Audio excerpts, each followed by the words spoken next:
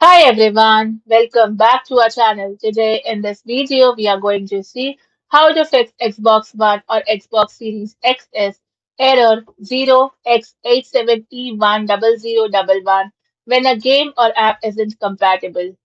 Fix 1. Check game compatibility. Open the Microsoft Store or Xbox website and search for the game or app. Now verify that it supports your Xbox model, Xbox One, Xbox Series S, or Xbox Series S. Fix 2. Install the correct version.